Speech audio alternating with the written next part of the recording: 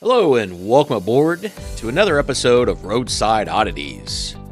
Hey, if you like to travel and explore, be sure to hit the subscribe button to this channel because that's what we do. On this episode, we continue our journey through Northern California with a drive through the world-famous Redwood National and State Parks. If you are keeping track at home, this is visit number 11 for the Roadside Oddities team of a projected 433 national park stops, all in an attempt to visit every national park in the United States. Hard to believe we've already been to 10. The train keeps moving on these. Okay, so a little background on Redwood National and State Parks. It covers 139,000 acres and preserves 45% of all remaining old-growth coast redwood forest. It is made up of a diverse landscapes, including forest, rivers, prairies, and 40 miles of rugged Pacific coastline. Now, within this area, 40,000 acres are old-growth redwood forest.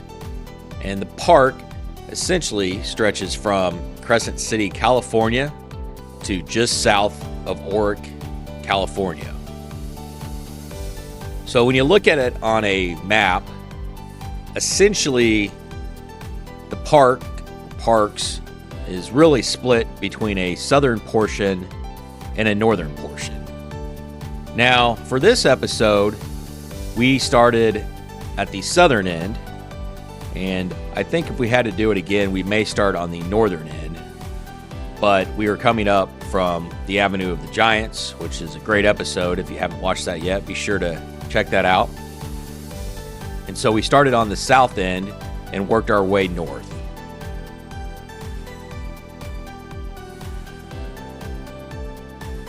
Now for this trip up, it was about 90 miles from the Avenue of the Giants.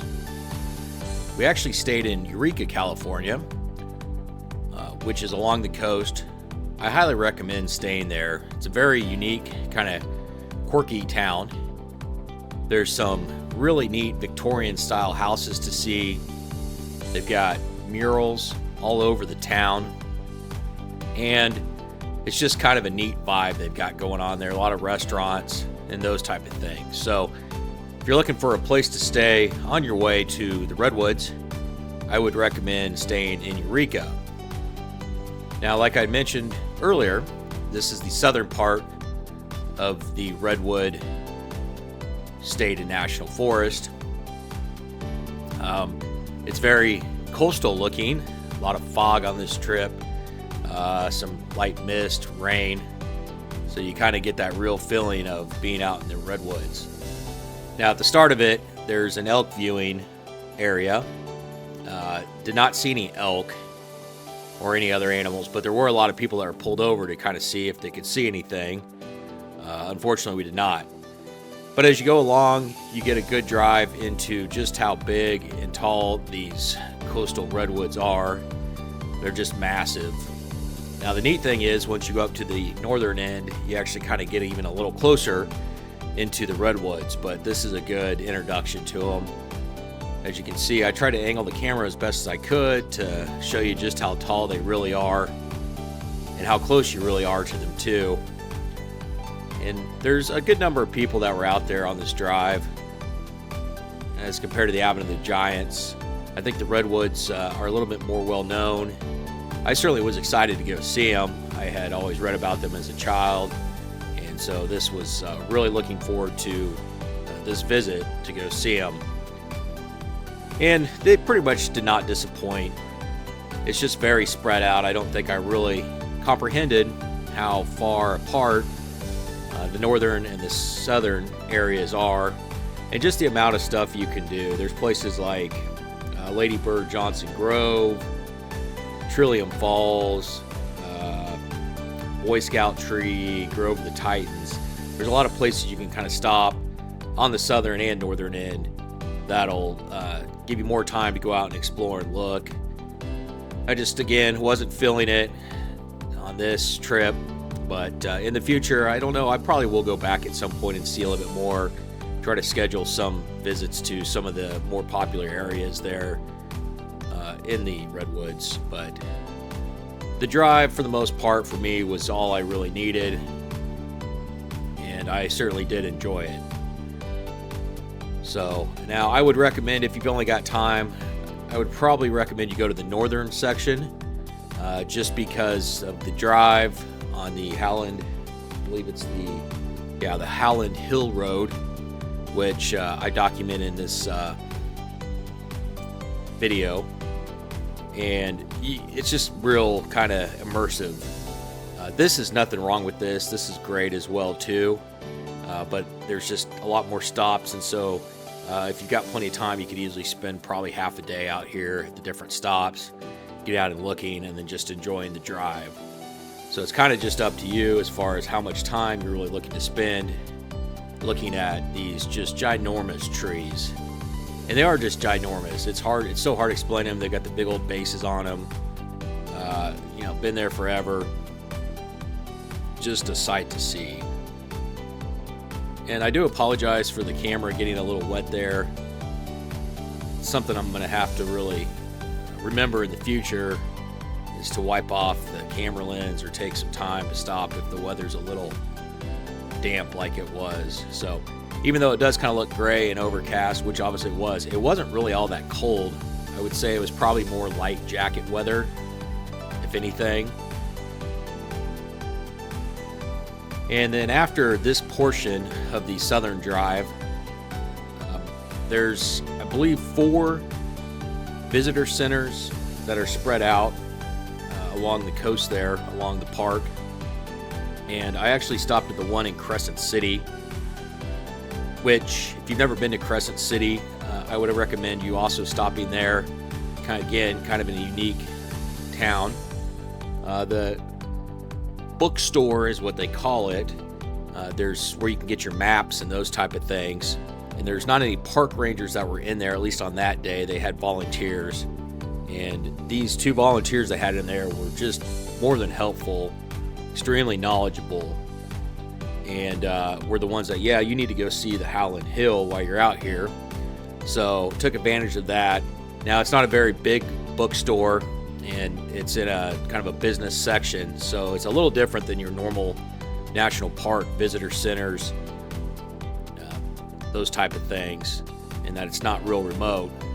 But it's still, it's neat. It was worth the stop. I'm glad I stopped in there. And they had plenty of history as far as the Redwoods and information and literature, and a few small souvenir items in there, not just a whole bunch. But I'd also wanted to go see, Crescent City's got a few other attractions. Unfortunately, though, like this trip, for this section, there was just immense fog that day. And so they've got a lighthouse that's real popular that you can go see in Crescent City. You couldn't even see it, though, when I got out there, just because the fog was so strong. And a couple of the other things, there's some neat parks and those types of things, but the fog that day was just really strong.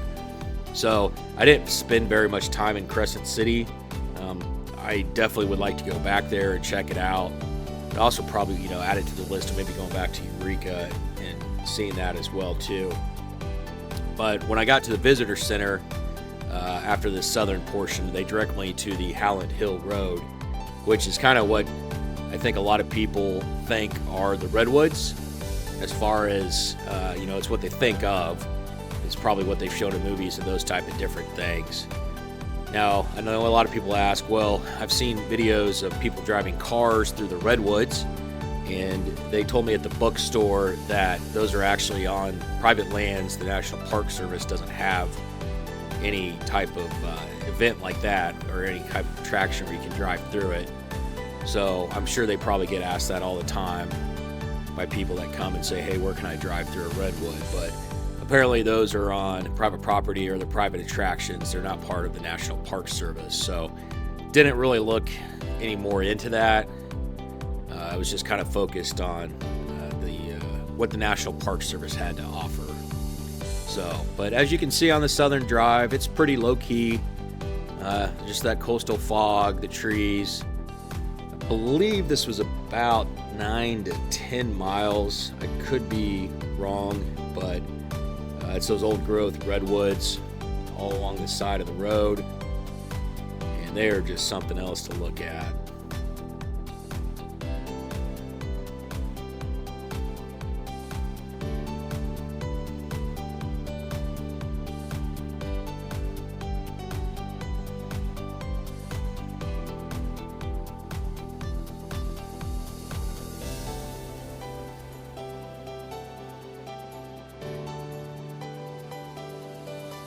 Some of these views with the fog and the overcast, it just looks like it's out of a movie, kind of like a scary movie, but there's nothing scary about this drive.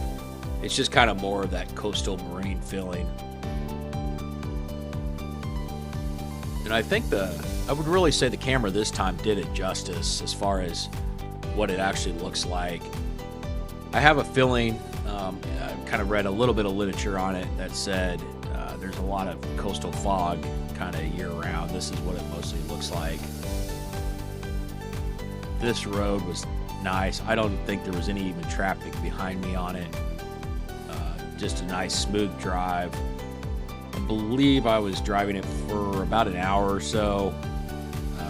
Again, I didn't really make many stops. I was kind of more interested to get to the northern part of it. There was one route I did read that I could have taken the bike on, the e-bike, and did some riding, off-road riding, but again, just with the coastal kind of mist and weather, I'm more of a sunny type beach person when it comes to the weather. Not that I don't enjoy this or enjoy the snow, but this is just hard for me to operate in, to get out and really enjoy. So now driving through it, I'm perfectly fine. I think it's great. It's a nice change of pace, but you know, give me a sunny 85, 90 degree day any day, and ride e-bike basically anywhere. Kind of see how close we are to the road here. And there's just a few more miles left of this before we got back on the 101 and headed up to Crescent City. Like I had said, that was our next stop, and then from Crescent City went up to the northern section of the park. Now the northern section had a lot more people as well too, and you'll see that in some of the upcoming video as far as just how many people were actually out there in that section walking around. It's pretty well marked. There's restrooms up there. There is a visitor center that was up there as well too, and the sign, the famous sign for the Redwoods, was on the northern section. I don't remember. I think on the south end I did see one, but it was on the highway. The north section, there's actually one of the signs you can get out, and there's a little turnoff area as you're getting close to the visitor center, which I believe they pronounce the Hiochi, and I apologize if I butchered that. I probably did. Visitor center, and that's a real nice facility up there. You can get to it after you finish the Howland Hill Road. Kind of wrap around to it. There was a lot of people at it. It's a very pretty visitor center. There's modern restroom facilities, a decent amount of parking, a decent amount of people at it though too. And then once you go into that visitor center, the right side had kind of the information with the park rangers working it, and then the left side was the store for the Redwoods and all your souvenirs and those type of things. Now it was kind of under construction though when I was in there. They were adding some new shelves or displays or those type of things. So looks like they were really getting ready to grow the amount. Now here's kind of the second part of the video. We've traveled up north, probably about an hour or so away from there, to Howland Hill Road. You've got to kind of drive through a residential section, I guess you could call it, and then it'll eventually get you into this really small, narrow, windy road. They have restrictions on RVs and those type of things, motorhomes, trailers. They don't really allow those on this. It's kind of more of a passenger vehicle. Now, I did see one RV motorhome, and I'm going to imagine it was probably those 20 to 24 foot ones that was making its way through. So it's might be possible. I'll point it out to you when we get there. But other than that, it was almost all passenger cars. And this road is very, like I said, not wide at all. Very beautiful. It kind of starts out just a little slow when you're coming around, driving up in there. And this is what the folks at the visitor center had recommended. This kind of, I believe, like the main attraction. But once you get a mile or two in here, it gets real beautiful, and you can kind of see why it's such a main attraction.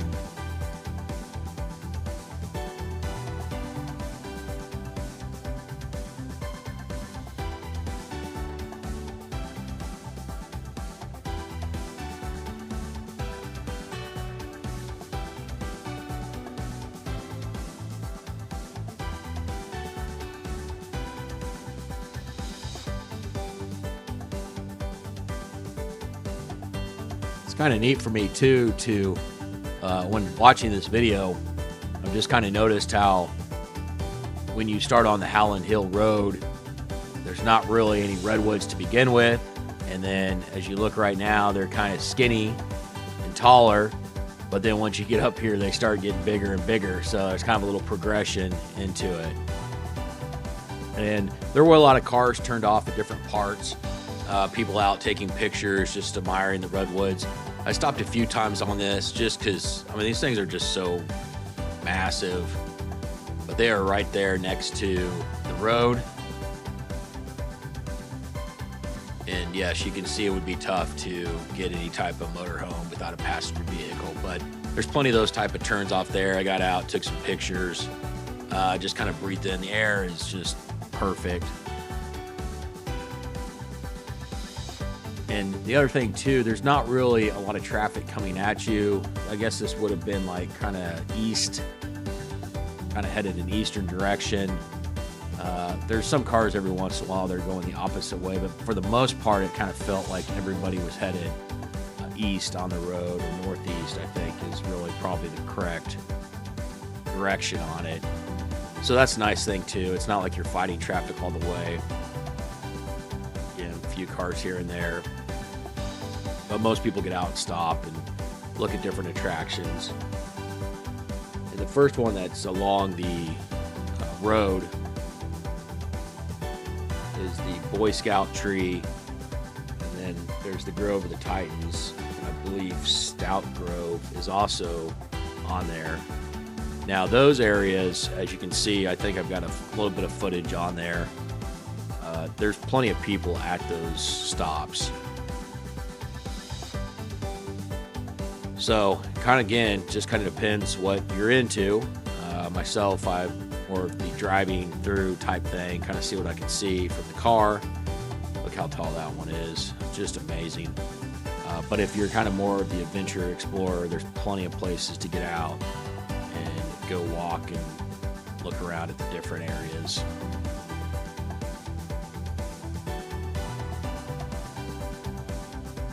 Just a nice casual drive through the forest here.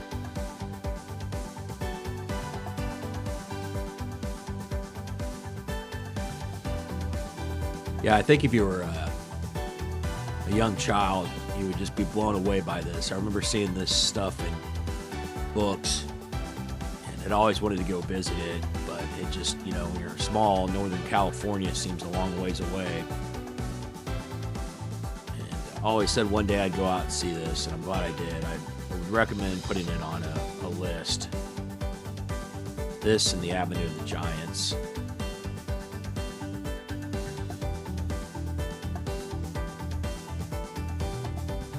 Just driving through amazement here.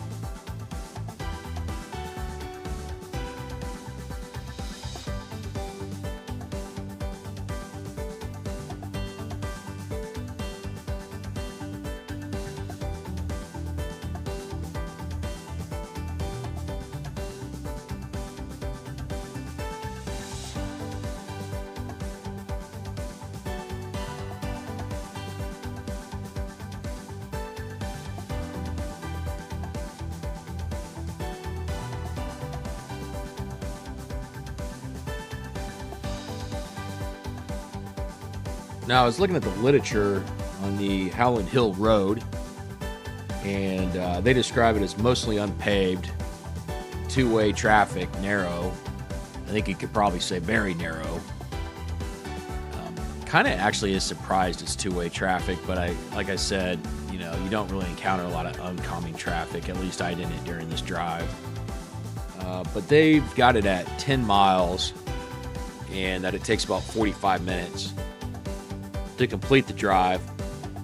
I would say, I mean, obviously, if you made the stops and everything like that, you're looking at probably more like 3 to 4 hours. I think mostly for my driving through this, it was probably closer to an hour and a half. Again, I made, you know, several pull-out stops and those type of things. And this is the one that motorhomes, RVs, and trailers are not advised, which, as you can see, this actually goes through Jedediah Smith Redwood State Park is the portion of this section. And they've got a few other loops areas listed. They've got a coastal drive loop, a Newton B. Drury Scenic Parkway, and the Bald Hills Road. Now, the Newton B. Drury Scenic Parkway, that was the paved two-way traffic. That was, they consider 10 miles also, and a 30-minute drive, which that's probably about right. I think I was there about an hour or so. And they describe it as a not-to-be-missed alternative to US 101. Passes through the heart of the old-growth redwood forest and Prairie Creek Redwood State Park. So Newton B. Drury Scenic Parkway was the first section we did. So I guess that's not too bad. Out of 4 road scenic views, we did 2 of them. This one, Howland Hill Road, was definitely my favorite by far. Just cruising along here.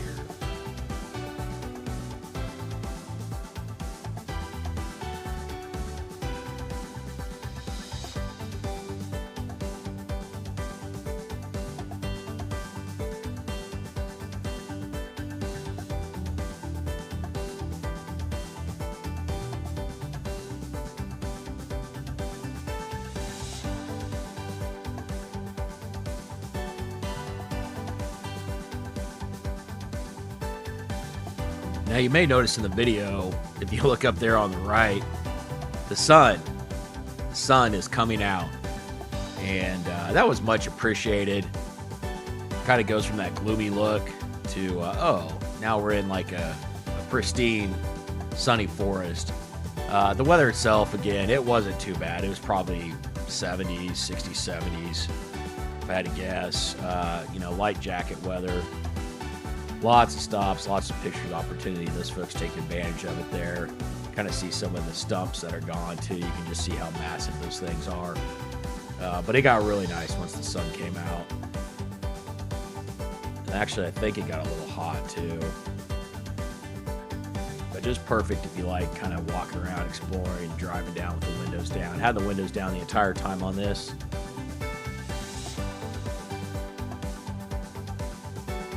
A little bit of sun glare there on the camera. I do have another video coming out after this stop.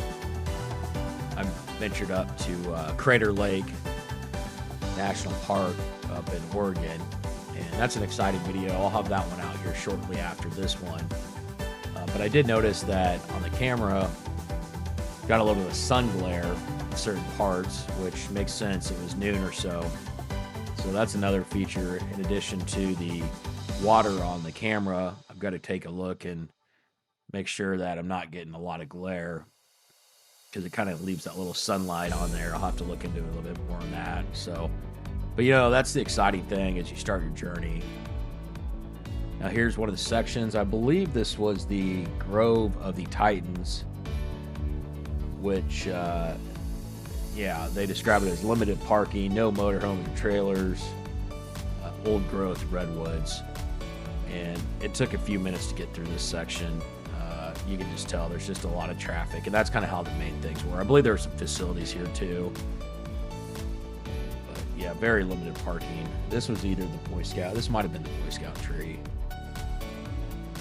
You can see hardy folks out there hiking through, really checking it out. I was just good with the traveling in the car that day.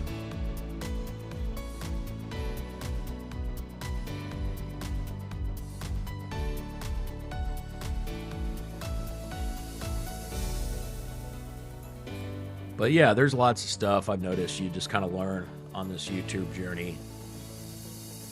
You know, if you got any feedback or anything like that, feel free to share on how to make these videos more enjoyable.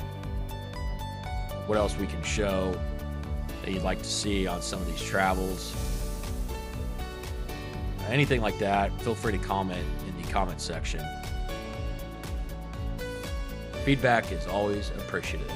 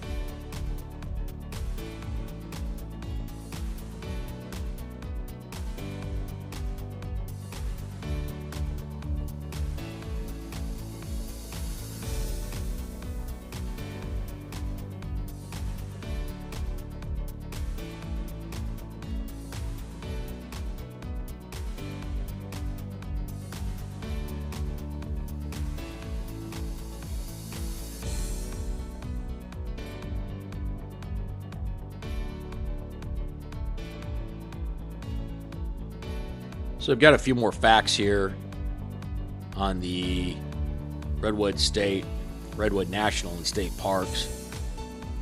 These coastal redwoods, they get up to 380 feet tall, which is just ginormous. The diameter on them is up to 26 feet. Again, ginormous. And the average age is, some of these trees are over 2,000 years old. The average age is 500 to 700 years. Unbelievable. And the cone size on them is 1 inch. So these are just massive, massive trees. And these are the tallest trees on Earth. And they're in the foggy coastal climate of northern California. And the moist, temperate environment keeps coastal redwood trees continually damp, even during the summer droughts. And they have a natural resistance to insects and fire, as well as unique regenerative abilities, which helps them thrive. And if you go out there, yes, they're everywhere. So that's some of the information the National Park Service shares with you. Now, if you're a real, I think it'd be botanist, that might be flowers. But if you're really into trees, there's 3 distinct redwood species: dawn redwood, the giant sequoia, and the coast redwood.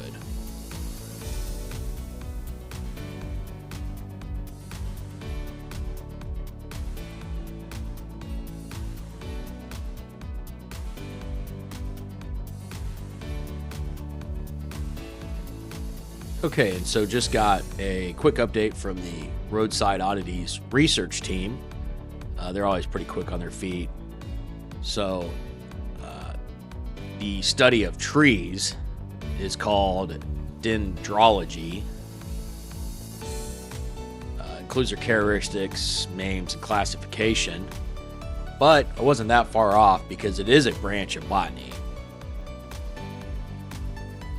So paid attention once or twice in science class, not very often, or biology class.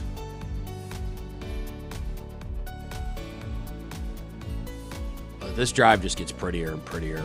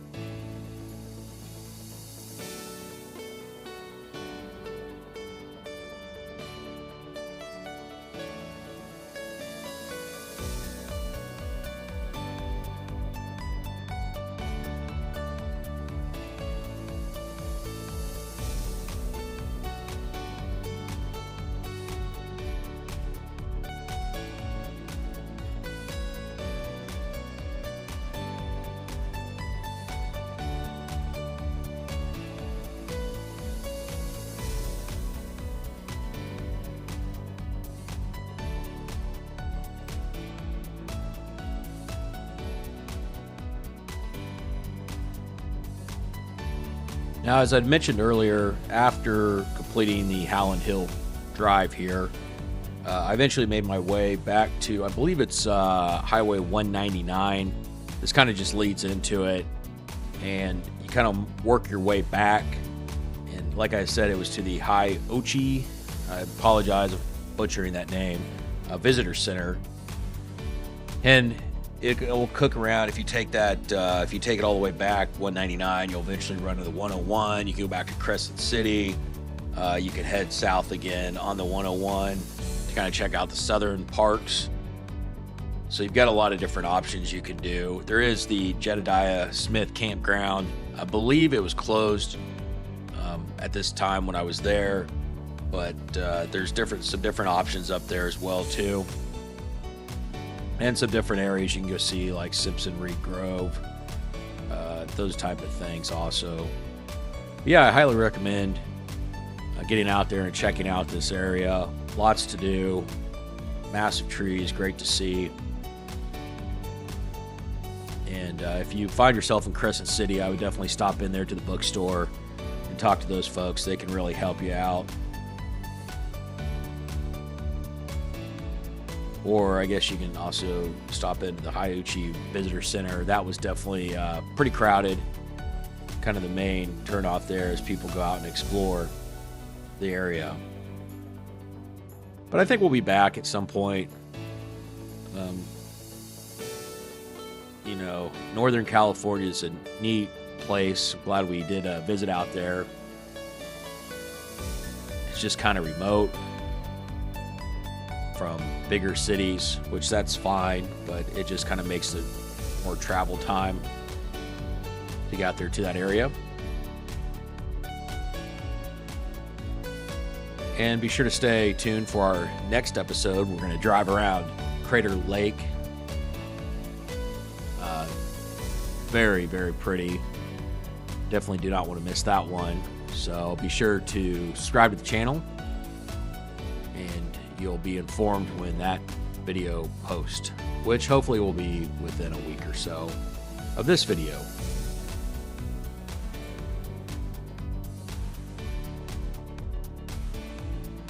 And we're just finishing up here, about a mile or so till the end. You can kind of see the traffic picks up a little bit more because you've got folks that are coming from the visitor center and off of the 199, working their way into Howland Hill Road.